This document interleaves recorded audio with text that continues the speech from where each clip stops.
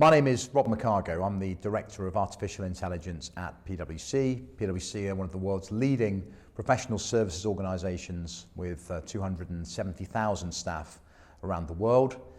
And from my point of view, my role involves applying the technology to disrupt our own organisation from within, but also helping our clients across all industry sectors, whether it's in banks, whether it's in government, healthcare and beyond, to understand the impact of this tech, to understand the opportunities, but also to mitigate some of the risk and the unintended consequences of the technology.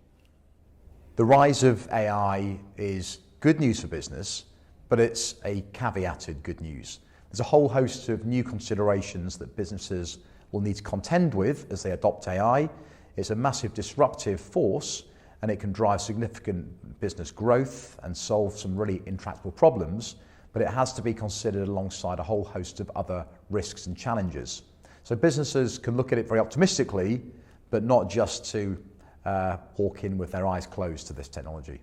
The topic of job impact of technology such as AI is rarely out of the press. There's been a number of studies trying to understand the impact of this in the years to come. Our PwC study from last year suggests that AI could impact as much as 30% of existing jobs by the 2030s. However, there's a whole host of factors that we need to take into account. We believe AI also drives a substantial economic boost to the world economy. We think it could add an additional $15.7 trillion by 2030. So this effect tends to drive with it this growth in labour demand in the years to come. There's a whole host of things that governments and businesses and business leaders will have to contend with, though. We need to think about the right adaptations to the education system, the right changes to public policy to cope with that, but also really getting companies to embed an approach to lifelong learning to future-proof their workforce for the uncertain future. I think one of the big issues that the education sector has to consider when looking at AI is the sheer pace of development. This is moving at an exponential rate of knots. So the way that businesses in the sector respond, adopt and adapt and utilise this tech could have a profound impact in the future. It's critical to get started on this journey now, but you need to have the right raw ingredients in place. You need the right data, you need access to the right talent, but you need to apply it to the right problems as well. I think there's amazing opportunities to harness this to transform the way education is delivered, in particular through the approach to personalised learning. Business leaders in the future generation are going to have to really get to grips with this quite quickly. There's a need to work across different industry sectors, across different professional disciplines, to be both equally data savvy and tech savvy, but also understanding some of the human impact of this technology.